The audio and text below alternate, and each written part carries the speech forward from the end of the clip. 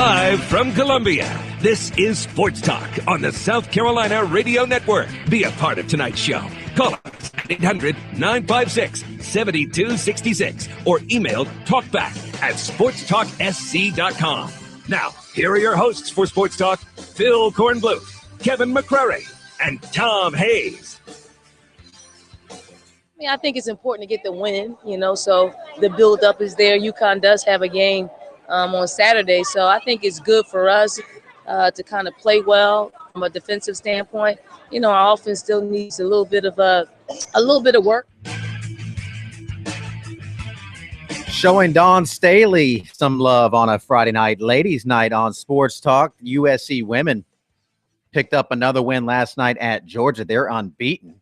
And the showdown for the top-ranked Gamecocks Monday against UConn now looming large. We'll hear more from Dawn Staley later in the program. I want to welcome you all in to Sports Talk on a Friday night. Hope you are doing outstanding. Welcome to the weekend. Somehow, some way, we fought through another week, and we made it to the weekend.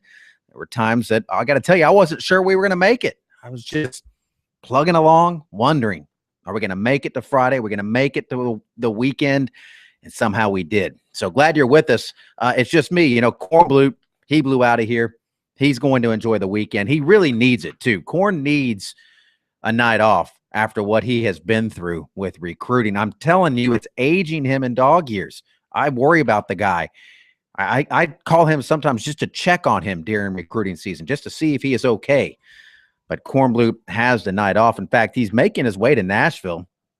He's going to do a little family visit, but USC is in Nashville. The men's basketball team is in Nashville to take on the Vanderbilt Commodores tomorrow afternoon. So we'll have that covered for you. So a little business and pleasure for Korn in the Music City this weekend. The Professor Tom Hayes also with the night off. Kevin McCrary and Graham Pope holding it down in studio. You can join us as well. Great opportunity for you if you've been trying to get through. We've been very busy, a lot going on with signing day and other things happening this week. So if you have not had your chance to voice your opinion or ask a question that you want answered, this is an excellent opportunity for you to do that tonight in between some of the other things that we have planned that I'll tell you about in just a couple of minutes. But certainly feel free to dial us up, 800-956-7266, toll-free number for you. Other ways to reach us, if you are a little shy and don't want to do the phone thing, you can hit us up on Twitter at SportsTalkSC. Drop us an email at SportsTalk, actually talkback at sportstalksc.com is our email address. You can also hit us up on Facebook.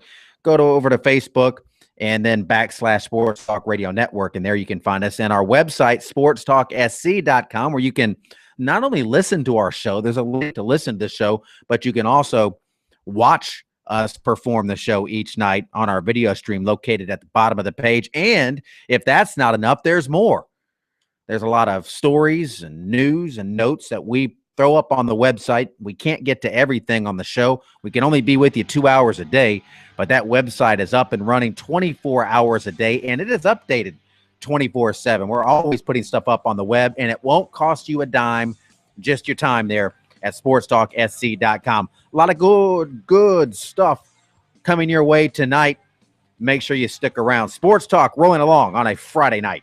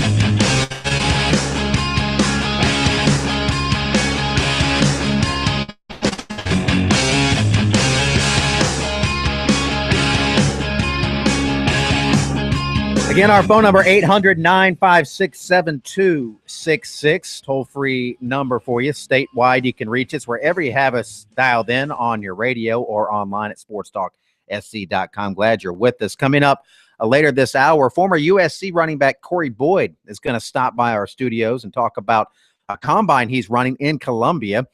He is now giving back to the community, doing a football combine, and we're going to catch up with him and see what he's been up to. Of course, after he finished up at USC, he went on to play in Canada for a few successful seasons in the CFL, and now is doing some football-related things. So we'll catch up with Corey Boyd. Also, some recruiting, even though Corn took the night off. Recruiting, we're told, can never take a night off. Not even when Corn's gone, not even when the dust hasn't fully settled from the 2015 signing class. We got to keep you up to date on what's happening in 2016 recruiting. And there's still a few things that could go down in 2015. As we all know, it's not all said and done at this time. If you want to chime in on the recruiting, your thoughts, I mean, I think hope usually springs eternal when it comes to recruiting. It's kind of like when somebody has a baby. You never hear a parent say, just not real satisfied with the baby. Not as cute as I thought it was going to be, just not as special. No, they're showing pictures to everybody they know. They think their baby's the cutest thing ever, the smartest thing ever.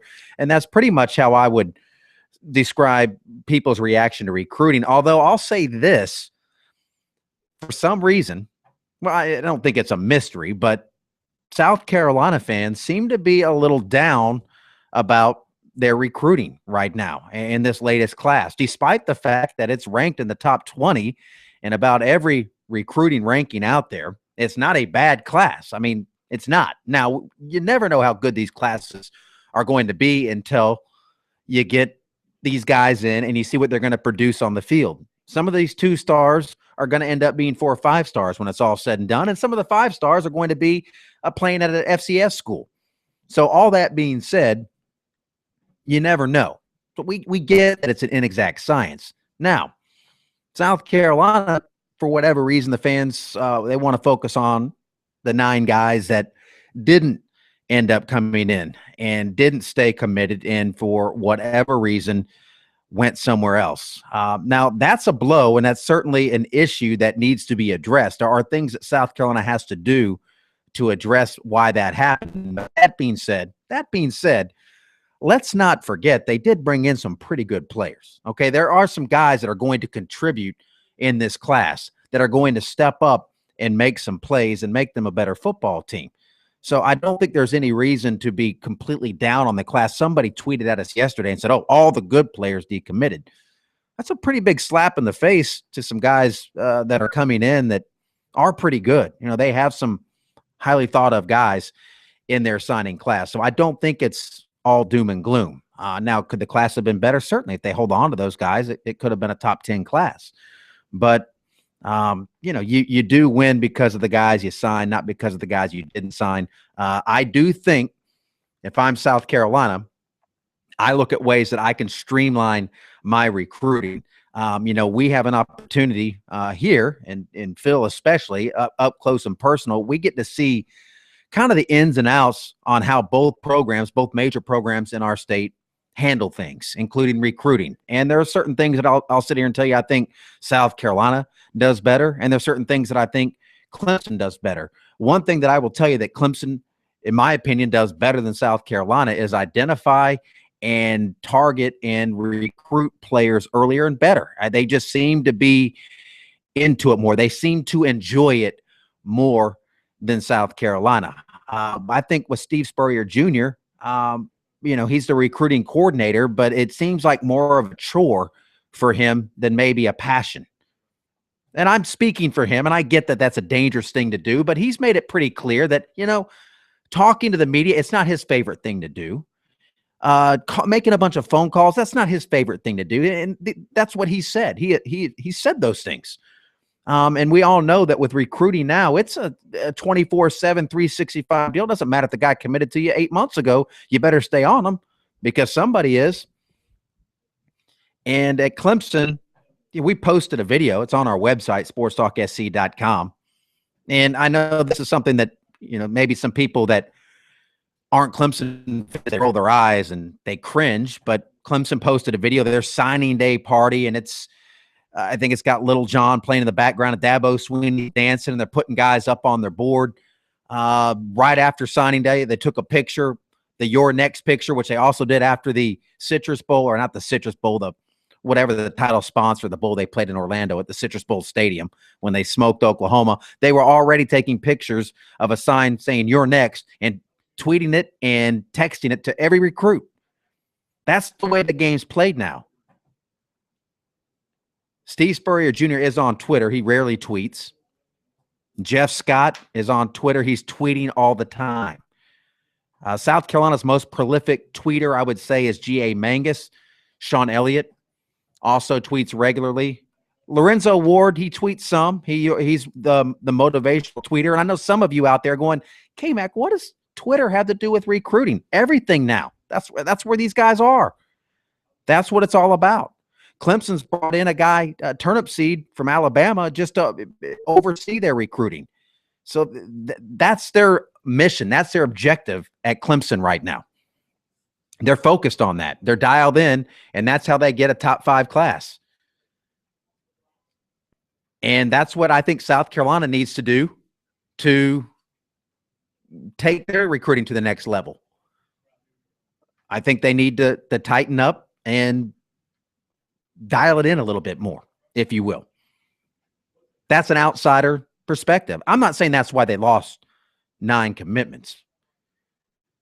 But in the future, I think that's one of the deals they might want to address. I thought, my guy, if I was Steve Spurrier, to handle the recruiting, G.A. Mangus. I think he's one of their best recruiters on the staff is G.A. Mangus.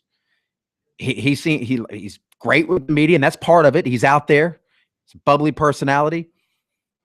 He's on social media a lot. He gets that. He and Sean Elliott are the best two with that. And, that's what it takes now. Guys that can relate.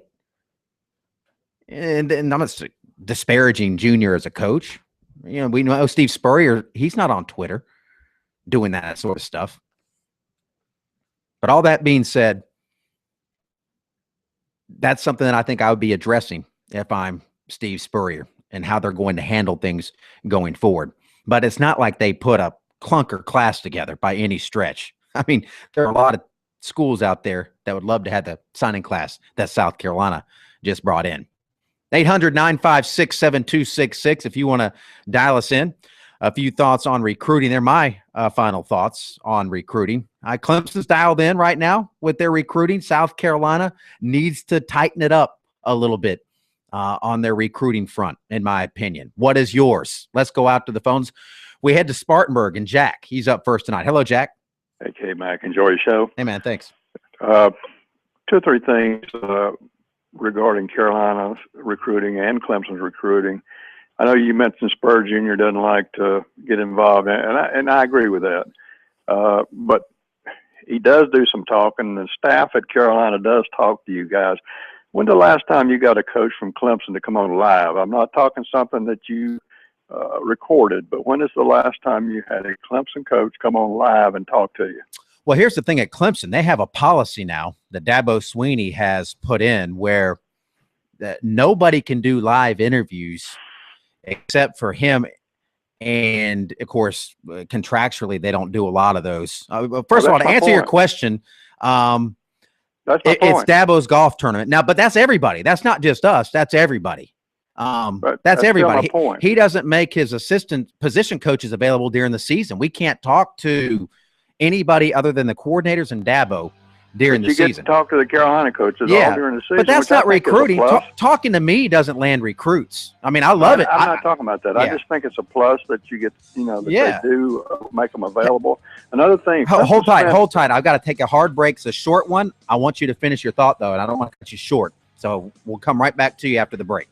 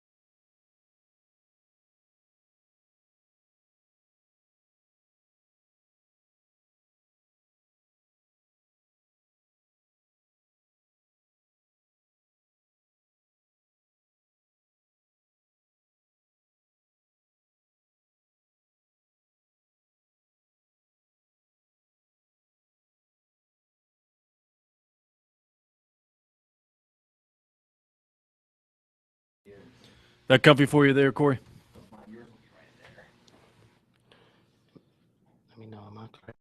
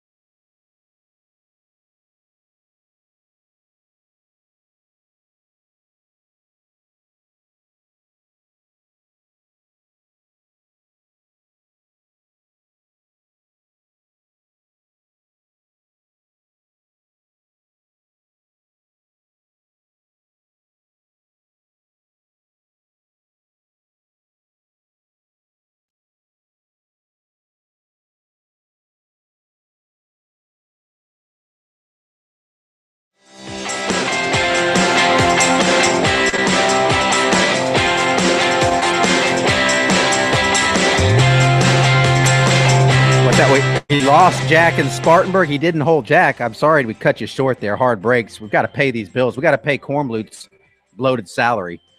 So call us back because I don't think you were finished making your point. And, look, Steve Spurrier and his staff are very gracious with the media, but that doesn't mean anything to recruits. My point was being more involved online, being more involved, calling these guys, following up with them, working them, because when you lose 9 guys, a 30-year class, you do have to do some self-evaluation. That's just natural. I mean, you got to go, what happened? And they're reasoning, hey, we're recruiting good guys and people are going after them. Okay, that's good, but you still got to hold them because it's not just about recruiting good guys. It's about landing those guys as well. So take that for what it's worth. I will say again, they didn't have a terrible class. So people that think that everybody that was any good left, that's not true. There's some really good players in that class, and it's right on par. If you average this class ranking with the last 4 or 5 years, it's right there. They've been getting it done recruiting-wise. You don't win 11 games a year for 3 straight years without bringing in some pretty good players. So they know what they're doing over there. They're not incompetent. They haven't forgotten what's happening. But I do think as things change now, as the rules change with the NCAA and how you can contact guys and social media especially enhances, you have to look at what everybody else is doing and see what's working. And look, Clemson's right up the road. Okay, they had a top 5 class. So you want to make sure that they're not doing anything that you could be doing. That's the point that I'm making. In just a minute, we're going to welcome in Corey Boyd, former Gamecock, who made me move the Clemson helmet here on our table, our Sports Talk table. We have if you watch on our video feed, you see that we have a Clemson helmet and a Gamecock helmet on our table. It's been there. It used to be somewhere else, but I put it up there during rivalry week, and it just kind of stayed there. But we've had to remove that. Corey said he just couldn't look at the Clemson helmet. So we have moved that while Corey's up here. And he's going to talk about a combine he has coming up in Columbia tomorrow. Lots of good stuff. Looking forward to catching up with him in just a moment. Let's go back to the phones. Terry in Walterboro is up next. Hello, Terry. Hey, it's Terry. How you doing? Hey, man. I'm good. Now, I understand that Clemson had a good recruiting class. Did they get any? I didn't get to see who they brought in.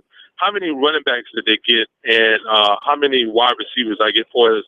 Run receivers like a Sammy Watkins or somebody close to that right there. And I enjoy showing them. You talking about South Carolina or Clemson? No, I'm sorry, Clemson. I'm sorry, sir, Clemson. Clemson's class. Okay, so you wanted to know how many?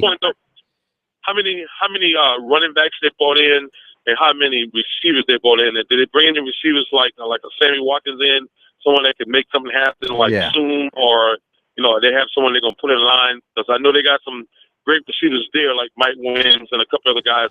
But I just with the quarterback getting healthy next year, I just want to see that that explosive back in. Right. Well, I'll tell you, Deion Kane is the guy that they're talking about, the big-time receiver. That's the one that they think is going to be their guy. Ray McLeod, Kornblut called those guys to Tampa 2, and they are both highly touted. And I would say those two, skill-wise, are the big gets for Clemson in that class. Corey Boyd coming up.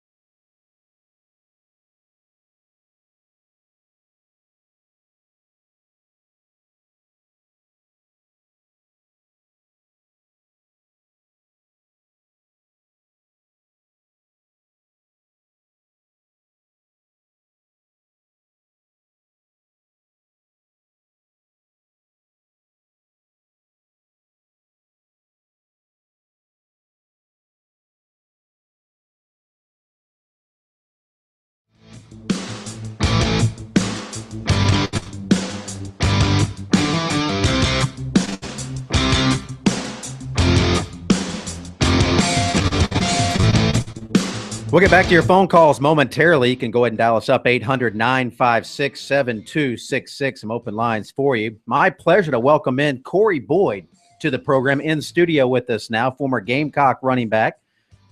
Came in, played for Lou Holtz a few years, played for Steve Spurrier at the end of your career, and then I know you were drafted by the Buccaneers, right? Yes, sir. It's my wife's favorite team. Sir. It was a great experience. Yeah, and then had a nice little run there in the CFL. Yeah, it was a great experience being out there as well. Seeing the difference in the game from CFL to NFL. And the transition was beautiful. You were always a fan favorite here. I remember us media guys loved you because you were a great talker. Came out of New Jersey and came down, but. We were talking about you in the newsroom today, and our news guy, Matt, said, I don't think Corey Boyd ever went down when the first guy hit him. No, that was just determination. That was what I was raised in knowing the game. You can never let one person bring you down. You got to keep fighting for every yard, every inch, because that's what the game is about. It's about inches. Yeah, and the fans love those hard-nosed running backs, and you're one of them. Really kind of started that line of running backs here at South Carolina that have been so good. Now, you're doing a thing now. I've been calling it kind of a combine or a showcase that you're putting on. There's one coming up here tomorrow, as a matter of fact, in Columbia at the Plex, the Village of Sandhills in Columbia, there in Northeast Columbia. Talk about this event that you're putting on. Well, this event is a combine where the kids will get all their measurables done, same as in the NFL, combine. We also have a 7-on-7 tryout. An O-line, D-line challenge built into it. We're trying to, give these guys a platform that they can showcase their talents to the country. South Carolina has some of the best talent, at high school football, but, we're not marketing those kids and putting them in that spotlight, to compete with the Floridas, the Georgias, and the Texas.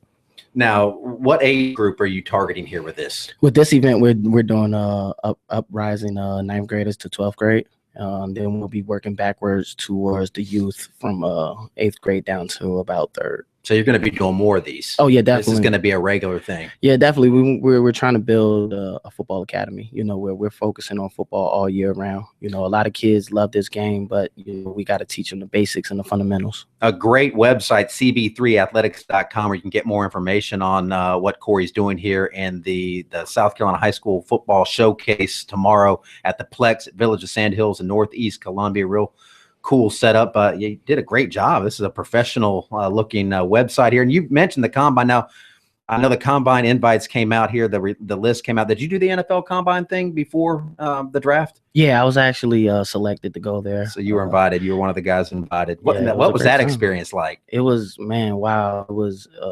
It was an experience. I could say that. You have the best of the best there. You're competing. Everybody's trying to get a job and, get noticed if you already haven't been on, noticed by being on the field. And, just speaking with a lot of coaches, legendary coaches, and they're giving you insight on, what to expect from the NFL. It was more than just the physical part of the game. You had to be mentally ready for all the questions and, some of the things that will come up at that time. Yeah, you always hear about these crazy questions that guys get asked by general managers or coaches at the combine. Do you remember any of the questions that they asked that you were like, whoa, I didn't expect that one? No, I think every question that they gave me, was to see if I was going to be an honest guy. Mm-hmm. I did have a past, so they wanted to make sure that they were, dotting all their I's and crossing all their T's with, a player like myself. So it was straightforward questioning, no joking around, no bull crap. Right. Well, straight to the point. They're making a big investment. Yeah, definitely. That's what it turns into, is a big investment. But that's one of the things with your experiences on the field. You know what the combine's like, so you can put these guys through the drills. But your experience is just where you came from in Orange, New Jersey. I remember your story was one that I've often said that's kind of what college athletics and sports are supposed to be about. A guy that you came from, let's face it, a tough situation, a tough upbringing, and you fought through that, and you had some hiccups at South Carolina where you had to sit out a year, but you fought through it. You ended up finishing up, getting your degree, going on, playing professionally. Now you're back giving in the community. I mean, to me, that is like the poster, you're the poster person for what college athletics are supposed to be. Well, I thank you for that, but I know my story it was meant for a generation behind me, so everything that I was going through, I know I had to stay strong through it, keep my faith, and know that, at the end of it, I was doing this for more than just me, and some young kid out there would be going through something that I'm, have been through later on in their lives. So they can look forward to my story and saying, hey, if he can make it, then I can make it, Sure. So while somebody else is making excuses and sleeping on their dreams, somebody is getting better, and they're, putting a lot of effort and time into getting better.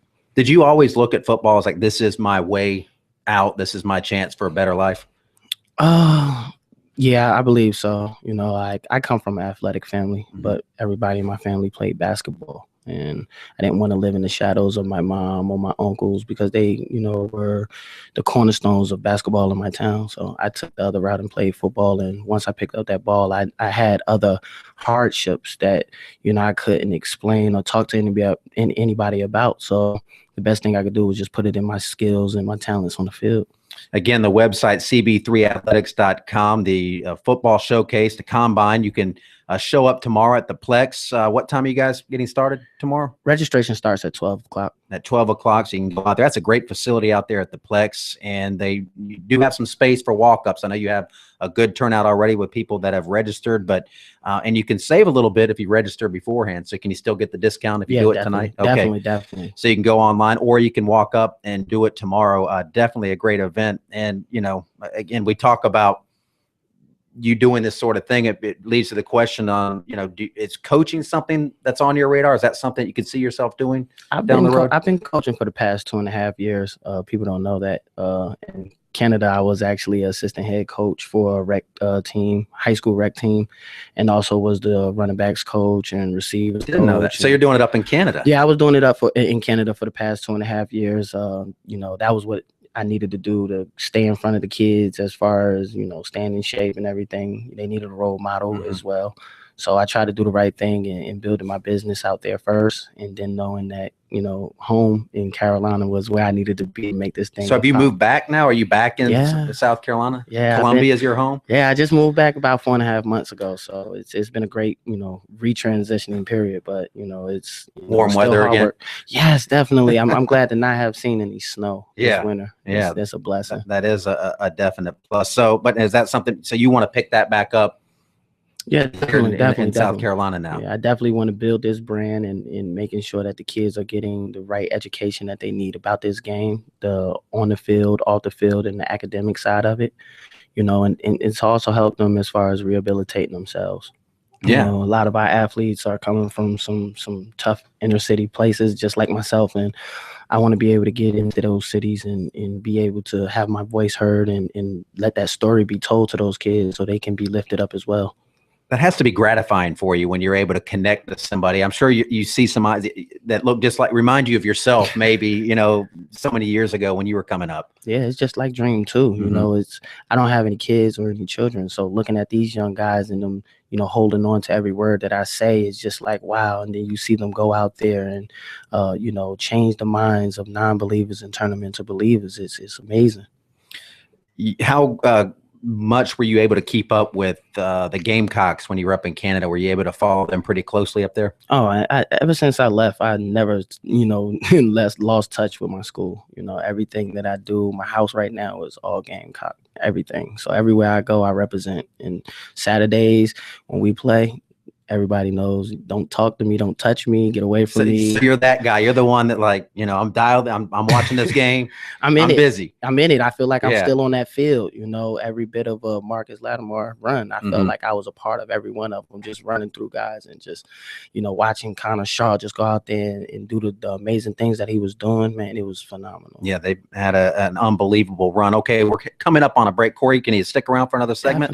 Definitely. Want to talk some more with you. Corey Boyd, he's got his high school football showcase tomorrow, Northeast Columbia at the Plex at the Village of Sandhills. Go online, cb3athletics.com, where you can show up tomorrow around noon and register. It's going to be a great event. We're going to talk some more with Corey Boyd coming up after the break.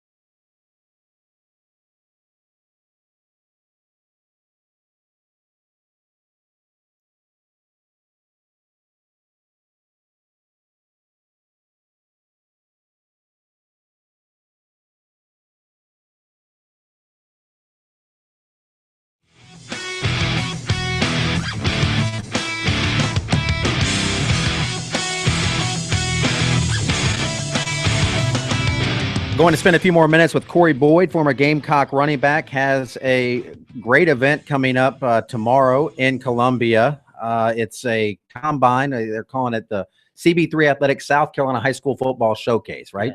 Yes. And it's a chance to, again, go out there. I mean, you're doing the run on the 40. Essentially, what they do in the NFL Combine later this month, you're going to be doing with these kids. Definitely. They'll have two 40s to run, one hand time, one electrical time. They'll have the 3-cone shuttle. They'll have a 20-yard shuttle. We'll have a vertical jump.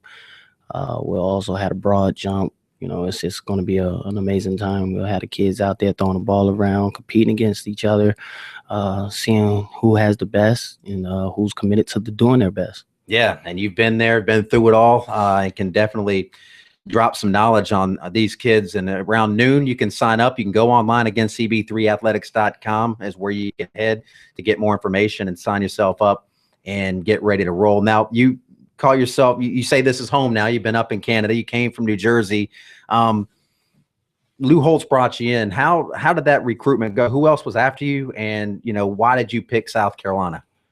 First, you know, South Carolina had a great recruiting staff. You know, as far as getting me here, it didn't take much. You know, just, you know, from the tradition that the school had and the love that they showed me throughout all of the visits that I did. You know, I had to choose South Carolina. I only went to Rutgers, which was close to home.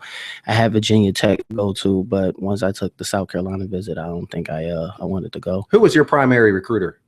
I don't even remember that process. I was wondering if it was Googe. If he was up there. Coach Googe was definitely for South Carolina. Coach Googe was my recruiter. Who just won his second Super Bowl this week. Yes, congratulations to him. You know? He actually, when he was in between jobs last year, he was co-hosting Sports Talk with us for a while, and so we like to say that we gave him the Sports Talk bump onto his next Super Bowl ring. But he's a great guy. Yes, he's a lot of fun. I thought that might be his territory because he's a northern guy too. Oh yeah, definitely. That was one thing that he kept putting in my ear. Yeah, come on, us Jersey guys, us northern guys got to stick together, and you know he sold me on it. And once I came down here, it was a no-brainer. You know, I went to Wisconsin. It was just too cold. I wanted to stay away from the cold. Yeah.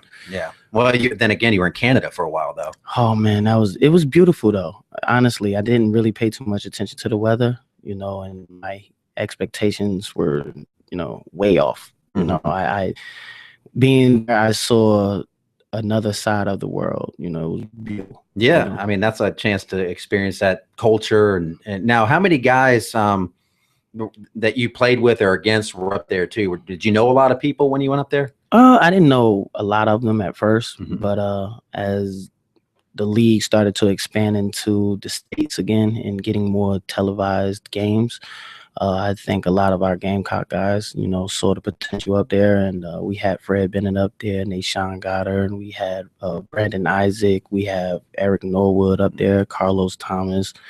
We got a bunch of guys up there that are, you know, going up there and winning championships and being elite guys and, you know, holding our alma mater, you know, high up there. So now you got a chance to play, a rare opportunity to play for two legendary coaches. Not many guys can say they played college football for Lou Holtz and Steve Spurrier. First, Lou Holtz. I mean, what was that like playing for Lou? It was an amazing feeling. He was a father figure. He was one that really wanted to make sure that I graduated and made sure that I was comfortable here. You know, coming from so far, you know, he knew, you know, how I could feel about, you know, being away from home and being away from, you know, a familiar territory.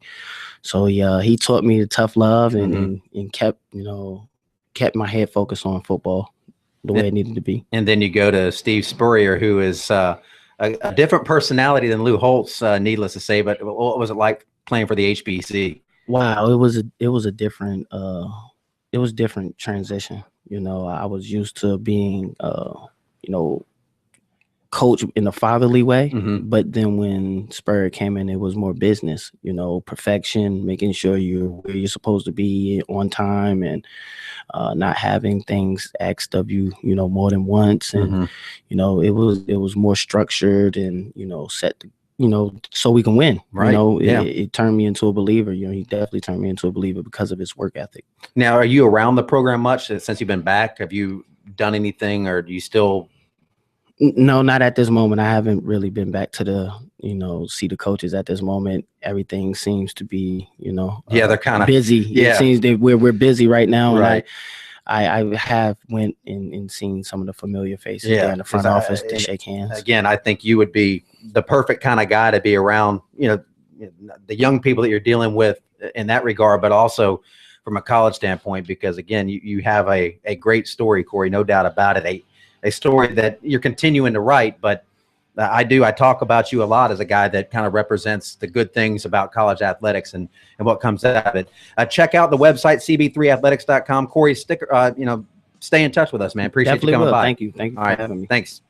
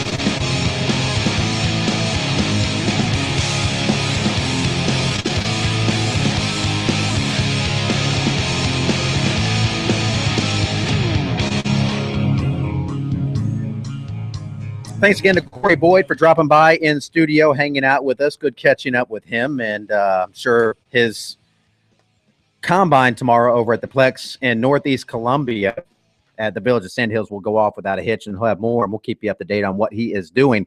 Let's drop some recruiting for you here before the top of the hour here.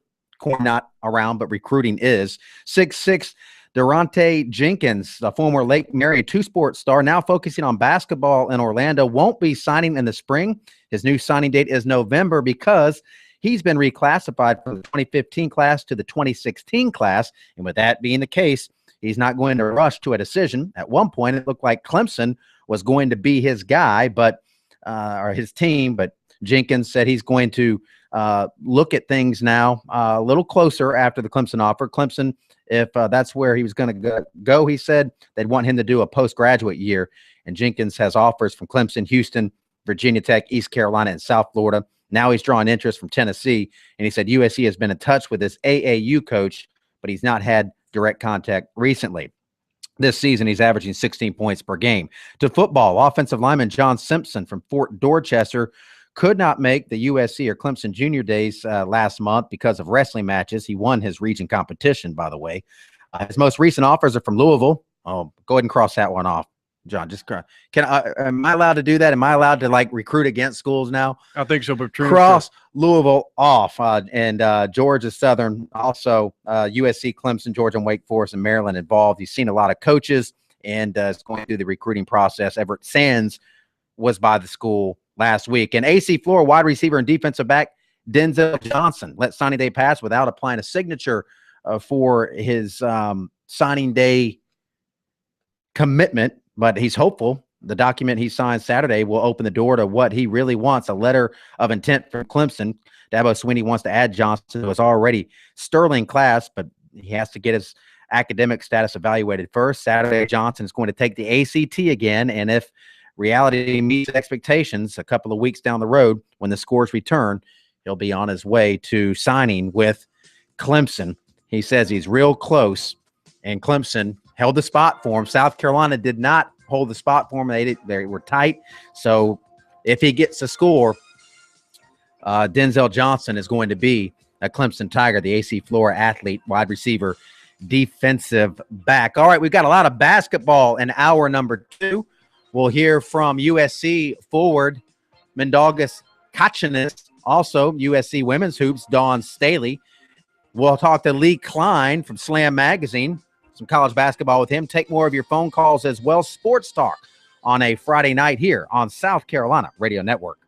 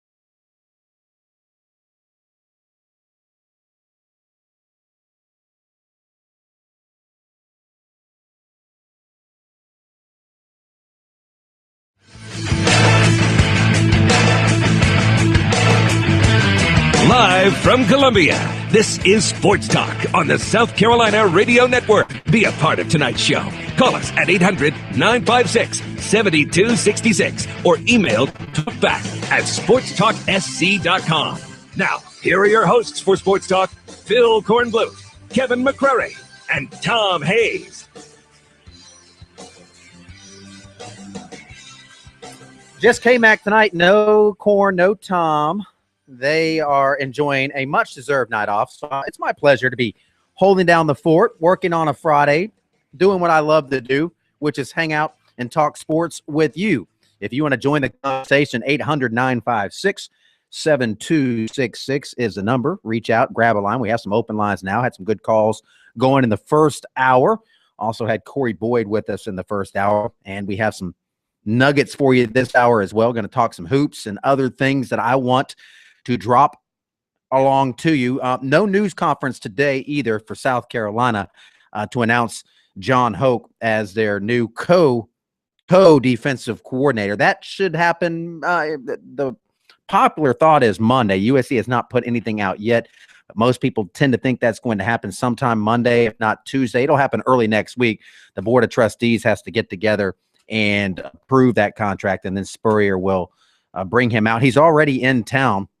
From what I have read, that he is in town and already watching some of the conditioning and kind of getting acclimated with everything, personnel, figuring out where his office is and all that good stuff. So John Hoke will probably hear from him first part of next week and get a little more clarification on what's going to happen with the staff. Depending on who you talk to, he's going to be the only one, but there are some things that we've been hearing that Hoke could bring in one or two guys with him. Now, none of that is official yet or confirmed, but we have talked to some people that think that Hoke might have an opportunity, and that would make sense. Now, if you're going to bring in a guy and say, hey, you can come in and run this defense, you get to bring in a few of your guys. Now, your co-defensive coordinator, how is this going to work with Lorenzo Ward?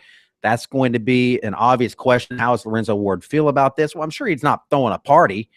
You don't feel great that they're bringing in somebody else to help you do your job, but he understands the business of it. One thing about Lorenzo Ward, and I drew the short straw the day that I had to ask him if he was worried about his job towards the middle to the latter part of the season, and he said no, he wasn't. You know, he's still confident in what he's doing, and I think it is a little unfair to judge Whammy just on last season alone, and to put that all on him too. He had some assistant coaches. I think there were problems that went well beyond just one person or one player on that defense. Now, you're the head guy, so you got to take the fall. It does get back to you, but some new blood in there, somebody else to bounce ideas off of, somebody else to maybe be a no man. I don't think there were many no mans on that staff for Lorenzo Ward after Ellis Johnson and Brad Lawing left. I think it was pretty much Lorenzo and guys that he hired. All the defensive assistants were his guys. Sometimes it's good to have a little yin with your yang, or a little yang with your yin. Saying that right? A little salt with your pepper, a little oil with your vinegar. Corn with peas? Or carrots with your peas. Well, that's kind of the same thing. Sports Talk continues here.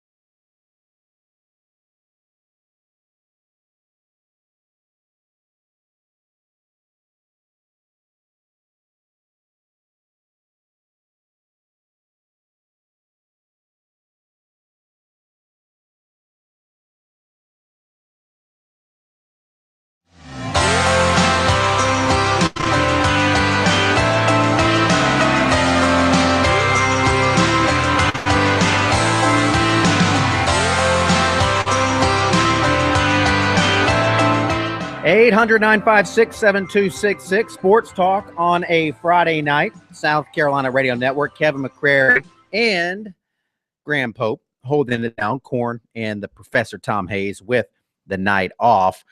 More hammering coming from Bobby Petrino now. It's not just South Carolina media hammering Bobby Petrino.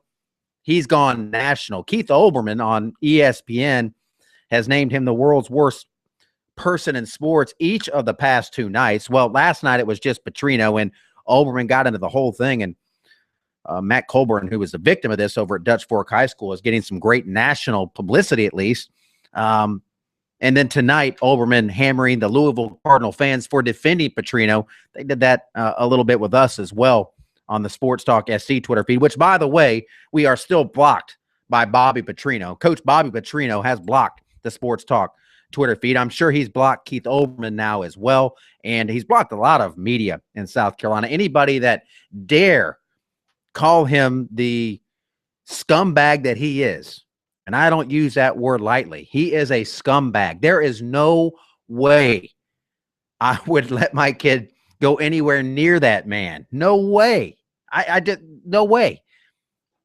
And it shouldn't just be Dutch Fork banning Bobby Petrino. It shouldn't just be the state of South Carolina. It should be any coach that has a shred of dignity and a shred of ethics. And the interesting thing that Olbermann pointed out tonight is Petrino's brother coaches at Idaho, and there's a kid that committed to Idaho, a high school player, and just found out that he had cancer in his hip, has a huge cancerous cyst that they're going to have to remove, chemo, the whole 9 yards. A kid called up Idaho and said, look, I understand that you guys got to do what you got to do, and I probably won't have that scholarship. And Idaho said, no, you've been with us this long. We're sticking with you. You got a scholarship here. Get yourself well. That's the most important thing. That was Bobby Petrino's brother that did that. So at least not all Petrinos are bad. And as Olbermann put it on his segment tonight, yeah, there is a difference between Idaho and Louisville. Idaho has ethics. Louisville does not. And the Louisville fans defending that guy, don't defend it. Don't defend it just because he's your coach, because he screwed you once. He bolted. He said he was never going to leave, and he took off for the Atlanta Falcons. Then he screwed them. Then he screwed Arkansas. And you know what? He's going to screw you over too. It's not a matter of if, it's just when. And then you hate him like the rest of us. To the phones we go. Tiger Bryan on the line. Hello, Tiger Bryan.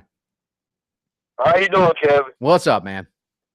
Hey, you doing a good job tonight. Hey, I'll tell you what, you hit the nail on the head, but he's been the guy you talking about, I ain't gonna call his name.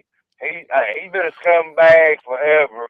You hit the nail on the head. Buddy. Yeah, I got like sulfur on my tongue. I said his name so many times. I hope Clemson buries him every single year. And he bungled the game in Death Valley last year because he's a dope with his clock management. I mean, the guy's won some games. Okay, fine. He's got a good offense. Fine. But is he really worth it? Is it really worth it? There are other guys that can win games that aren't scumbags that Louisville could hire. I'd rather have a mediocre coach that just gets me to a bowl every year than have somebody that does the character. I wouldn't want, I'm like you, I wouldn't want my kid to go play for him or be around him either. No. Because you don't know. But I was going to ask you about the kid from Dorman that went to Stanford. Mm-hmm. Why didn't Carolina and Clemson recruit this kid hard? J.J. Arteaga-Whiteside. Yeah, that is a great question. Now, with Clemson, you can understand it a little more with the receivers they have on campus, the receivers that they brought in. But South Carolina, for whatever reason, they never really went after him hard. This is the Gatorade Player of the Year. And, right. And I don't get that. And I'm not a guy. Look, I'm not in the coaching room. I don't break down tape. So I don't know what guys fit systems. But to me, if you have a kid in your state, you might want to, if he's on the borderline of somebody that you want, and there's somebody out of state that's the same, take the in-state guy. I think the more in-state guys you have, the better, because they're going to take more pride in your school. They get the drill a little bit more. I mean, some kids need to go out of state. I understand. Some guys, it's better for them. But this is, I think my impression was he felt a little slighted that the two in-state schools didn't go after him a little bit harder. And now he's going to go to Stanford. And I've never talked to the guy, but I know people that have. They say he is first class, stand up, great kid, wonderful personality, and is going to be a good player at Stanford and a good person. And to me, I don't care if it's a football player, if it's an engineer, a scientist, a manufacturer. I want the best people in South Carolina to stay in South Carolina, in this state, if I can help it. Well, my son, he went to Clemson. He's up in Greenville, Barcelona. He's a robotic engineer. Mm-hmm. And he could have went to Texas. He could have went to North Carolina with Duke Fire, Duke Energy. But he said, I love it. He said, once I went up there today, I fell in love with it, you know. But you know what? That kid got me pretty smart to get in Stanford. That's not no average school. Oh, yeah. You know what I mean? Yeah, and that's what's amazing here. And, you look at Matt Colburn, South Carolina Mr. Football Award winner in South Carolina. He's the one that Bobby Petrino pulled the rug out from underneath.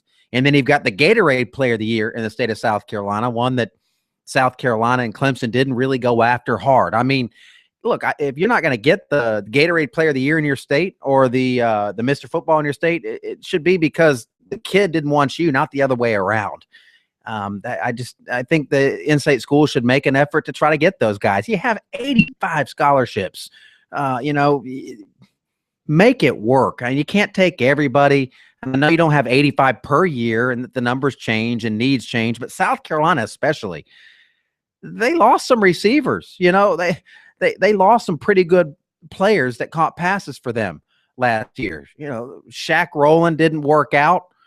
He's gone. That opened up a scholarship. KJ Brent is leaving. That's a wide receiver. Their best pass catchers aren't there. Their top receivers aren't a part of the program anymore, and you might want to bring in some guys like that. So I don't understand that.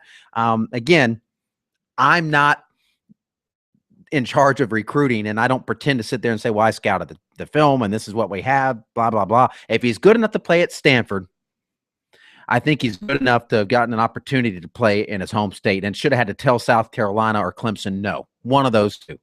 That's my opinion on it. And that's just how I feel. There's some pretty good quarterbacks. The Randolph kid is going to be starting at Oklahoma State. Did start at Oklahoma State last year. South Carolina's got all these questions at quarterback. Why not go hard after these in-state guys? And if you have, running backs and you're taking out-of-state guys over in-state guys, they better be head and shoulders better. Because if you're taking a flyer on somebody, take a flyer on an in-state guy. It's easy for me to say that because I'm not the one that's counting the scholarships and looking at the needs. But I think when I see the Shrine Bowl team and I don't see a lot of guys committed to one of the in-state schools, I think that's a problem. I think you should have some Shrine Bowlers. You cultivate your guys in state. And look at South Carolina's run of success. Who were some of South Carolina's best players during that run of success? Let's see. DJ Swearinger. Where's he from? The state of South Carolina. Devontae Holloman. Where's he from? The state of South Carolina. Marcus Lattimore. Where's he from? The state of South Carolina. Devion Clowney. Where's he from? The state of South Carolina. Stephon Gilmore. Where's he from? The state of South Carolina. These are guys that you need to land. Now, some of those were no-brainers, obviously, the Lattimores and the Clowneys. But the DJ Swearinger, he wasn't a highly thought of big-time blue chipper that everybody was circling on National Signing Day. Go after those guys. Give them a chance. Let some of these guys that were playmakers for you make the difference. And, some of their best players at South Carolina and Clemson come from this state. And don't let some of those best players go and help Stanford and Georgia and Oklahoma State. Let them help the in-state schools. My 2 cents. Thanks for the phone call, Tiger Brian.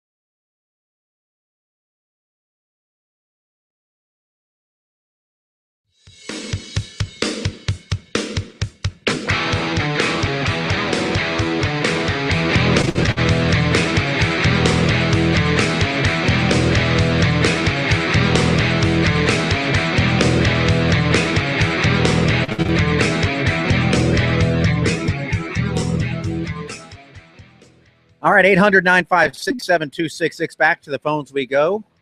Ron and Rock Hill's up next. Hey, good evening. How are y'all tonight? Hey, doing great. Yeah, I think if you'll allow me to make my comments, I think you misunderstood the first phone caller you had from Spartanburg. Okay? Okay. And I want to try to elaborate a few comments and see what you will say regarding what I want to say. Okay. I don't think there's any university out there, any university. And first of all, I'm going to give all the accolades I can to Clemson for their quote unquote top 4 recruiting class. And then I'll make some further comments in a moment. But I don't think there's any university out there that should not make their coaches available for programs like the one that you have that reach such a large audience, that has a large group of people that tune in every night, such as myself. Rarely do I ever miss one of y'all's shows. Don't always agree with everything you say, but I'm always here listening, supporting you. Okay? Mm-hmm. Now, I look at Clemson, and obviously I'm a Carolina fan. I look at Clemson, and I hear all these accolades being thrown out there about their quote-unquote big-time recruiting classes. I've heard this stuff year after year after year after year. And the last time that I looked, now I know you're going to jump and say, well, let me go back 50 years ago. I'm talking about in the last 5, 6, 7 years. I believe the last time I looked, Clemson beat South Carolina one time in 6 years. Mm-hmm. The last time I looked, tell me when was it that Clemson won the Atlantic Coast Conference in football. So I could go on and on and on. Won the ACC in football? Yeah, the Atlantic Coast Conference Championship. Yeah, they won it, 3 years ago? 4 years ago? Yeah. When they went to the Orange Bowl? No. And then you talk about all these great players, and they had some good players up there. But I go back and I look at Taj Mahal, all great quarterback. He never beat South Carolina one time. Nope. The whole 4 years he was at Carolina. Sammy Watkins didn't either. And your point is valid. Look, Clemson, I think in 5 of the last 6 years has had a higher ranked recruiting class than South Carolina, all but 1 year. And what's happened on the field. Georgia, most years, seems to finish higher in recruiting than South Carolina. How was Georgia done head-to-head against the Gamecocks? I don't disagree. I think recruiting rankings are overblown. The true value of recruiting and a class is determined every Saturday when 2 teams play. I mean, that's the number one thing. Now, granted, good players are what it takes to win championships. You got to go out and land guys, and it's important. But, it's not the end-all, be-all. Just because you have a top-5 class does not mean you're going to have a top-5 team. No, that's true. And, and you mentioned earlier in your program, there have been a lot of cases at both universities, Clemson and South Carolina, where a guy, a 1-star, if you want to use these stars, which I don't care to hear about, ends up being better than a 5-star guy. All right, thanks. We got to hit a break. We've got Lee Klein coming up from Slam Magazine.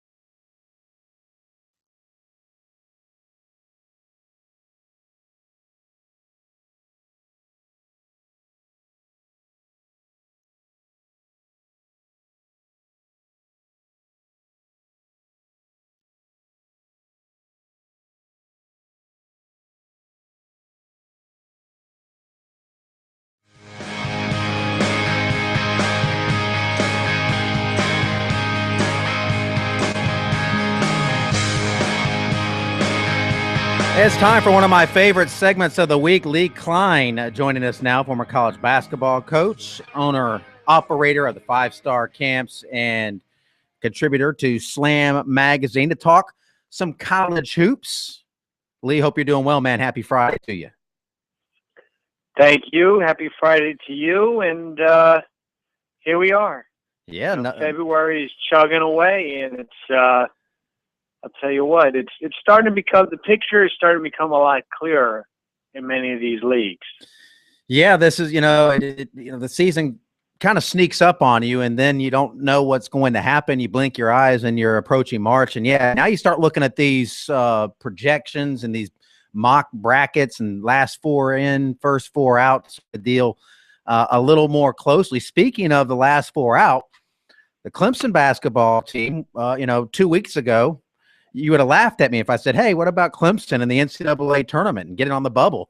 But now they've won 4 straight, got a win at Florida State this week. They're one of the hotter teams in the ACC, and they're creeping into the bubble talk.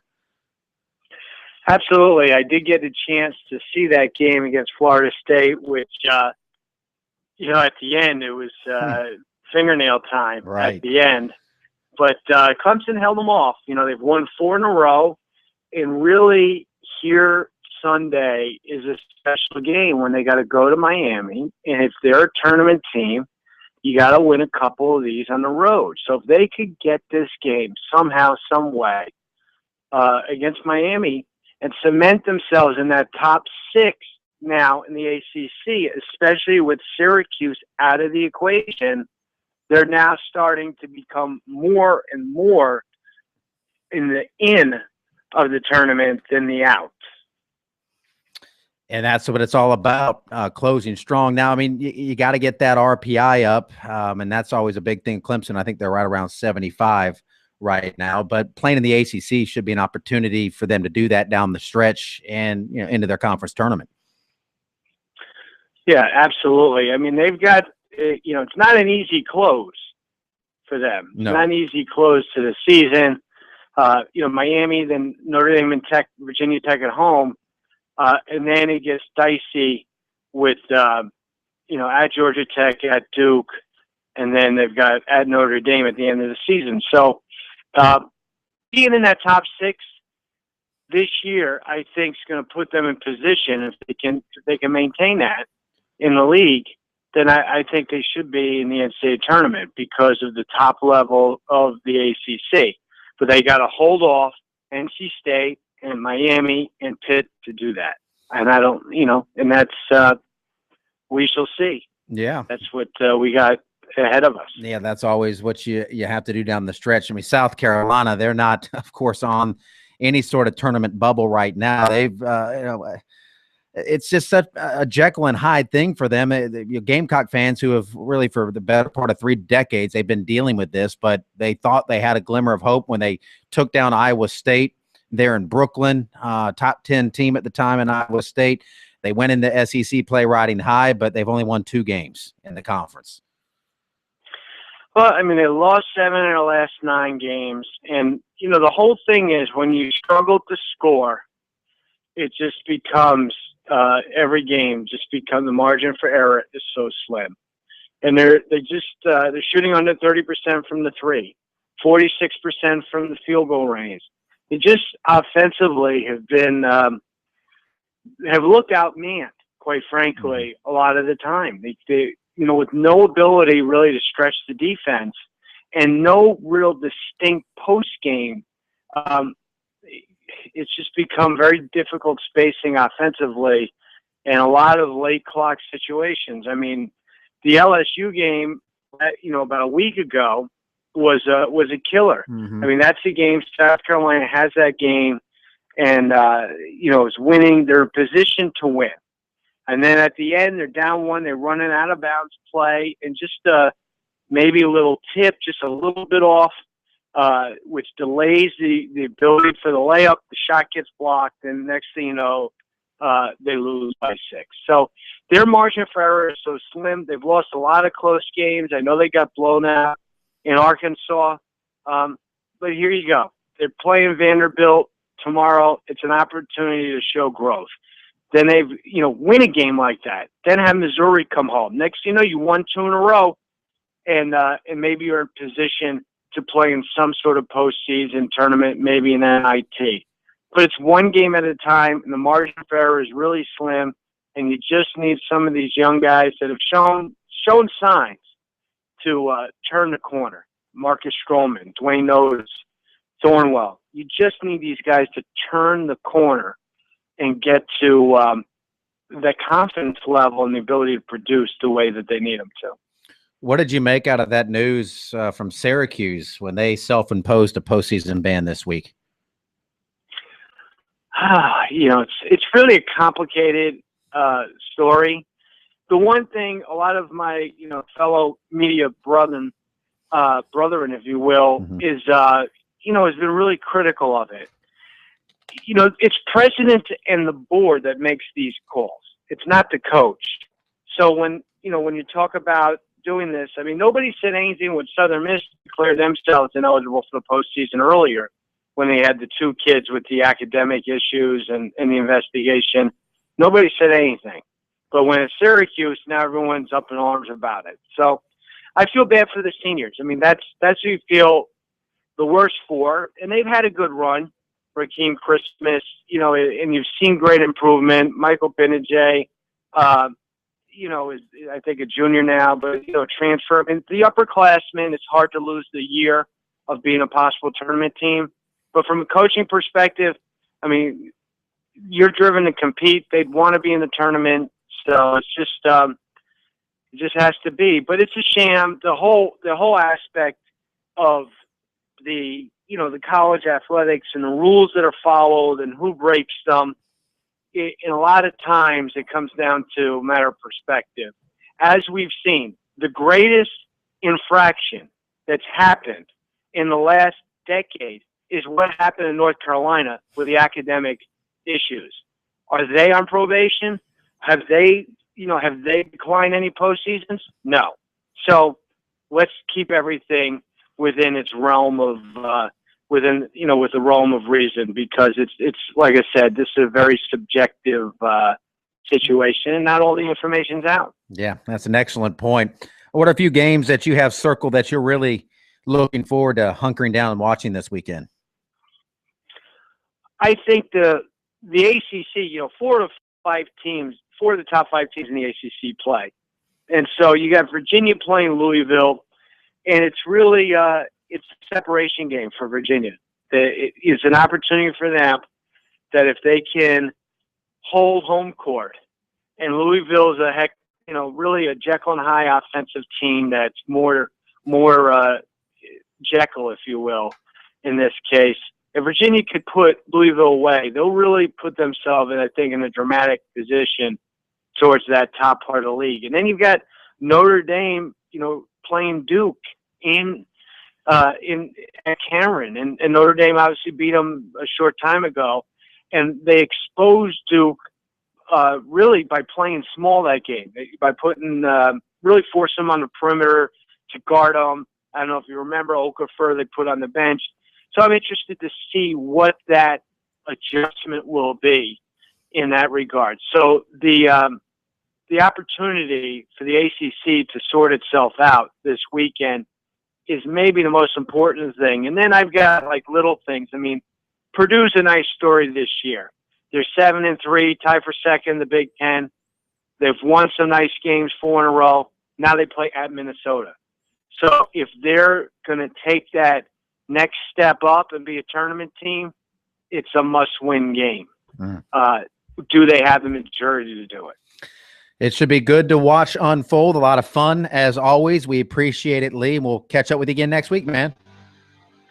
My pleasure. Have a fantastic weekend. You do the same. Lee Klein joining us to talk some college hoops, and we appreciate that as always. Dawn Staley's got a big game coming up with the top-ranked USC women Monday night in Storrs, Connecticut against Gino Auriemma and the Yukon Huskies. We'll hear from Dawn Staley next.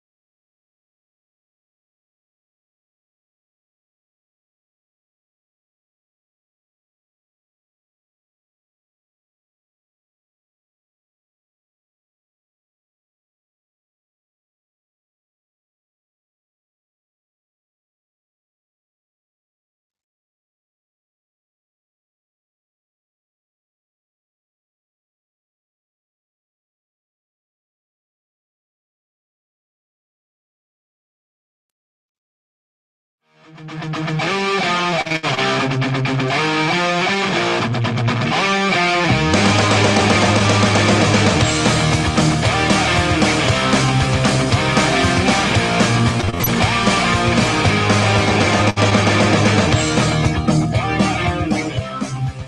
right, coming up later, before we leave tonight, I'm going to share a story with you, a high school basketball story where the final score was 2-0.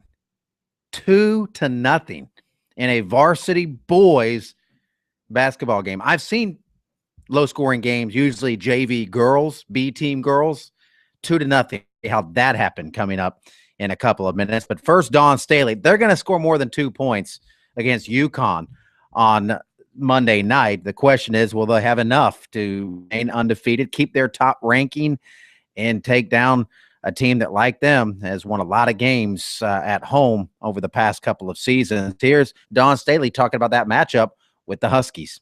They're ready. I think they are, they're pretty focused. I think it's a long time coming. I think a lot of people have been anticipating this moment, and I know if they have any competitive spirit or want, it is to participate in this type of environment, this type of game, this type of anticipation. So they're ready. What's the biggest challenge of trying to slow them down from what they lead the country in most offensive categories, and they got the National Player of the Year on the team? You have to have a relentless effort. You have to play each possession literally. From a defensive standpoint, maybe you need to keep them on defense a little bit longer, just maybe to take out some of the air out the ball, where you reduce the amount of possessions that they do get. Controlling tempo is definitely a key. So I think our players are up for the challenge. They can't shoot what they shoot and lose the game. It just doesn't work that way. So we got to figure out how we can decrease that percentage. Maybe it's through taking the air out the ball. Maybe it's through our relentless effort from a defensive standpoint to make sure we're contesting all their shots and making it real hard for them to catch where they're comfortable. Dawn, they're going to match up with you guys size-wise better than any team, maybe Duke.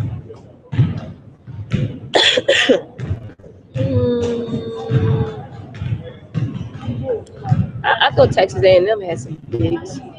Talent-wise, is off the chart for UConn. I think they're big, they're talented, they're skillful. They know where they like to be effective, and they go to those spots and they're effective. But it's definitely going to be a total team effort when it comes to the challenges that we have on the defensive side of the ball. And then for us, we got to make good decisions offensively. I do think we can get up and down the floor and use our overall team speed to our advantage, but we just have to make sure we're controlling tempo in that way. Dawn, you were at Temple when you really kind of became a dynasty and got on this run. Just what did they do so well to get them started, and how have they continued that? Well, they play at a high level, and to play at that high level, you got to practice at that level and that speed. They practice at a quick speed, so they're always putting themselves under the rest, like a defense would do. And they're coached well. I think Gino does a really good job by staying up with the times and figuring out what works. I think the spread offense, not to run as many sets and reading off what the defense gives you plays in their favor. How would you describe your relationship with Coach Auriemma? We got a really good relationship. I think Gino's very smart, intelligent. I think if you're a young coach, you want to look and see what he does to be successful. And he is himself. He's able to, speak what's on his mind, and then he's got the expertise and the knowledge to back up what comes out of his mouth. Dawn, you know how hard it is to go through a season and only lose a few games. How stunning is it that Gino's managed to have 4 or 5 perfect seasons during his time there? It's incredible. It's quite incredible. His resume is, is envious. But it doesn't come from, I mean, yes, you can point to all the McDonald's All Americans he had, but you got to coach him. You got to coach him to be successful, and he's found a way to get them to buy into what he wants. And most times when you have players that will buy in, you're going to be successful. It's, when you run into ones that want to stifle the growth of the team, is where it shows. It shows up on TV. All right, Dawn Staley, 8 o'clock Monday night in stores, nationally televised game, number 1 versus number 2. Something's got to give. We got to give our final break of the night an opportunity to pass us by. And on the other side, we'll wrap it up with some notes, including that goofy high school basketball game I'll tell you about.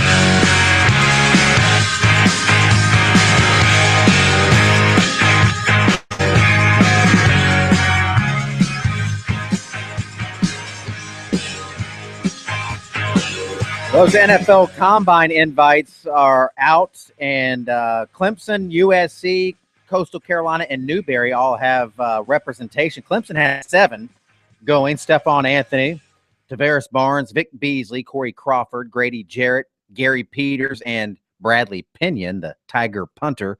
USC sending A.J. Cann, Mike Davis, Corey Robinson, J.T. Surratt, and Busta Anderson. Coastal Carolina is sending Chad Hamilton, their offensive lineman, and Newberry is sending linebacker Edmund Robinson. So that is your list of local players that were invited to the NFL Combine. Former USC defensive lineman, former Clemson defensive line coach, now former Texas defensive line coach, Chris Rumpf. He's bolted Texas. He's going to take over the same job at Florida. Some Texas recruits were not happy. They felt like they were lied to by the Texas coaching staff, who said that everybody would be in place. They waited until after signing day, and that's the drill. That's what happens. It's not a pretty aspect of recruiting, but it happens. Okay, this basketball game. How did a high school basketball game end with a 2-0 score? How does that happen? Well, Pope, I'm going to tell you how it happens. You have 2 really stubborn coaches, apparently, is how it happens. It didn't happen in South Carolina, but a high school basketball game. A team scored on its first possession like 20 seconds into the game, and then went back on defense, and they dropped into a zone defense, and the other coach said, they're not going to dictate what we do. We're going to wait for them to play man. So they stood out there and waited and waited and waited and waited, and the other team stayed in the zone. And as the first quarter buzzer went out, they missed a shot. Second quarter, the other team got the ball and did the same thing. Well, we're going to make them play man. The other coach said, nope, we're playing zone. So they just stood out there and held the ball. And it wasn't until the last 30 seconds of the game where either team really tried to score. There was a missed dunk in there and a missed three at the buzzer, and the final score was 2-0. Final score. And the coaches were proud. One coach said, hey, we held them to 2 points. You can't do any better than that. And the other coach said, we shut out a team. 2-0. It's one thing that's always annoyed me about high school basketball. No semblance of a shot clock at all. I mean, make it a minute or just something. The technology. Yeah. I mean, there's got to be something. It's annoying. I hate it. But it's like it's just willing to do that. There's almost a moral code of, you know what, we're going to try to score since that's the object. There had to be some angry parents. Oh, out there somewhere. were. Apparently people were screaming, play basketball. People were looking at their phones. It was just an embarrassment across the board. Lowest scoring basketball game in recorded history, by the way, since a 2-0 game in 1977. Congrats, fellas. That's going to do it. Thank you for tuning us in. We'll be back Monday, same time, same place on Sports Talk. The whole gang will be back together again. Cornblue will be back. We'll have coverage of the USC game against Vanderbilt tomorrow, and Sunday we'll have coverage of Clemson and Miami from Coral Gables. All that and more on Sports Talk. Have yourself a great weekend. We'll see you Monday.